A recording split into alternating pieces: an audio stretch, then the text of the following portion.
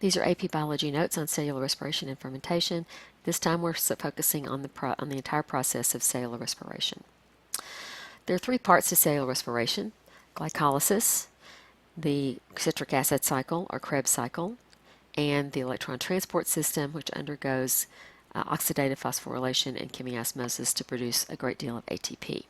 So let's start with glycolysis. What we're doing in glycolysis is oxidizing glucose to pyruvate. The word glycolysis means the splitting of sugar. And so what we're doing is breaking glucose into two molecules of pyruvate.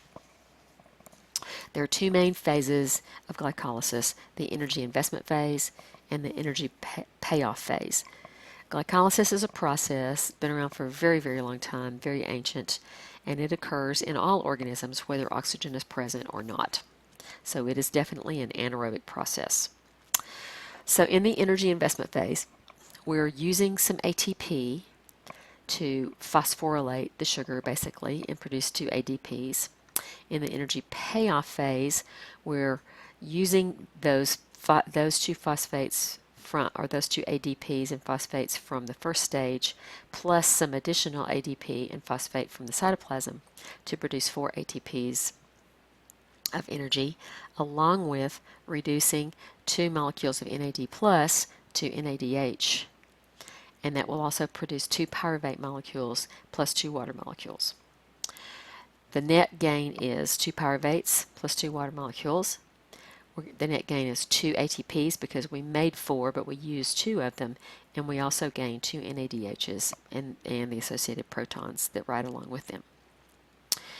After the pyruvate is oxidized, then the citric acid cycle is what's going to complete that oxidation of organic molecules. When oxygen is present, the pyruvate is then going to enter the mitochondrion in eukaryotic cells by means of a proton motive force, and there the oxidation of the glucose is going to be finished. So as this process is happening, as the pyruvate is entering the mitochondrion, there's another step that has to happen. We've got to oxidize pyruvate to another form called Acetyl COA. So what happens is pyruvate is converted to Acetyl COA by a multi-enzyme complex that catalyzes the reactions, linking these two processes together. So in the cytosol, we have the pyruvate that's produced here, and as it enters the mitochondrion, there's a transport protein that allows it to enter the mitochondrion. Basically, this carbon dioxide is ripped off of the molecule by means of an enzymatically catalyzed reaction, leaving this part of the molecule, which is an acetate, basically. Also, we're going to reduce some NADH, okay, NAD plus to NADH, and we're going to add this molecule onto Coenzyme A, which is going to make Acetyl COA, and that's the molecule that's going to enter the citric acid cycle and begin the next process of oxidizing, continuing to oxidize the sugar down into carbon dioxide and releasing those energy molecules. Notice here we're starting with a pyruvate 3-carbon molecule, and there are 2 of them after glycolysis from each molecule of glucose. So for each molecule of pyruvate that enters the process, we're going to get a carbon dioxide, an NADH, and an Acetyl CoA. This happens twice for the 2 pyruvates that are produced from the glycolysis. The citric acid cycle is also called the Krebs cycle, and it's going to finish the breakdown of pyruvate to CO2. And so we're going to produce some more ATP, some NADH, and some FADH2 for each turn of the citric acid cycle. Each turn is representing the pathway of one of the pyruvate molecules through the process. So pyruvate enters again as part of Acetyl CoA. After producing some carbon dioxide and some NADH, it enters this series of reactions through which more carbon dioxide is produced, 3 more NADHs are produced, another ATP, and another FADH2, and an FADH2 molecule. And all of those, this takes an intermediate compound here, adds it to it, and rearranges the molecule stepwise by a series of reactions, removing the carbon dioxides and the associated molecules here, and regenerating the intermediate compound. There are 8 steps Each one is catalyzed by specific enzymes. The first molecule that joins the Acetyl CoA is called oxaloacetate. That forms citrate, and then through a series of steps we're going to decompose the citrate back to oxaloacetate, and that's going to continue the cycle again.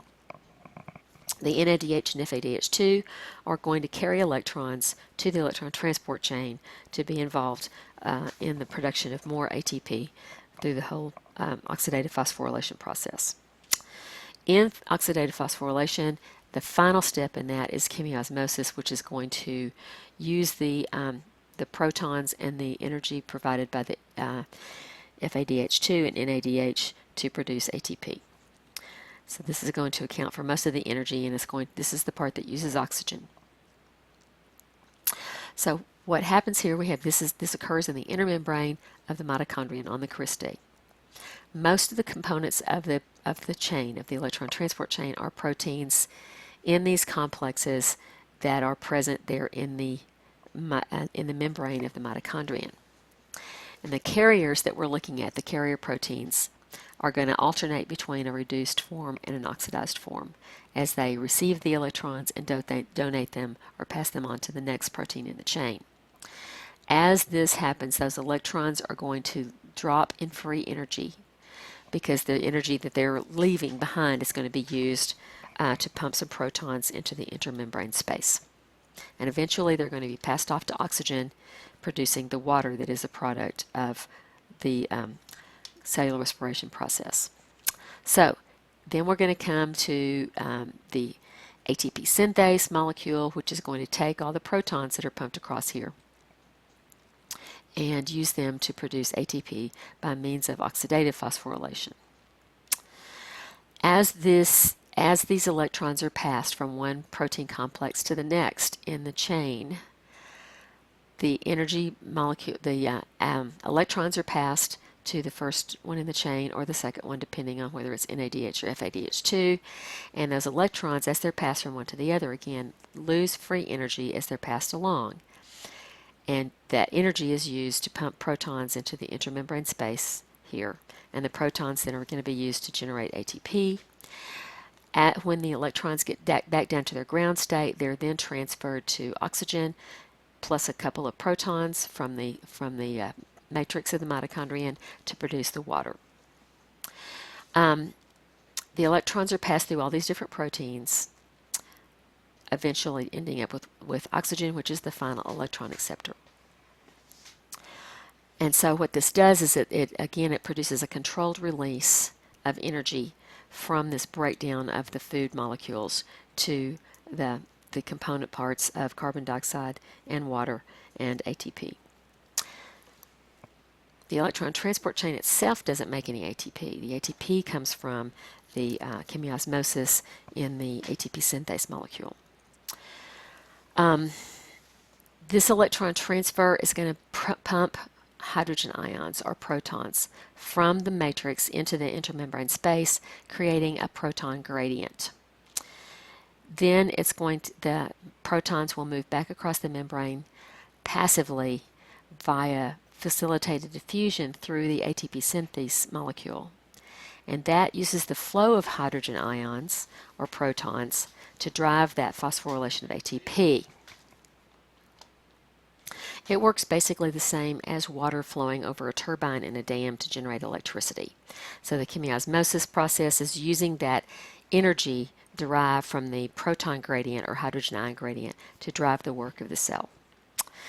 Here we have the overview of the electron transport process. NADH transfers those electrons to the first protein complex in the chain.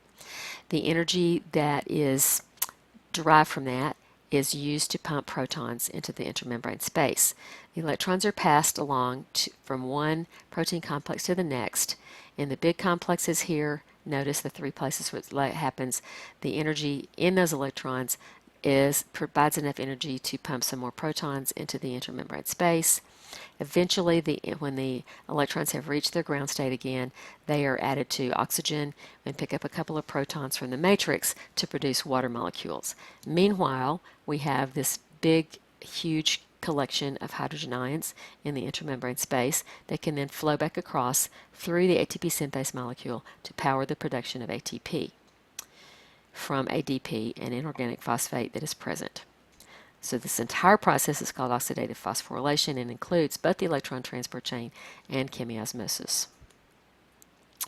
The energy in that gradient is going to be coupled with those redox reactions, and that's going to produce the ATP synthase. Produce the ATP through the ATP synthase. This is called a proton motive force, and that's showing that it does have the capacity to do work. So overall, when we look at the whole process, okay, the energy is going to flow from the glucose to NADH to the electron transport chain via that proton motive force to ATP.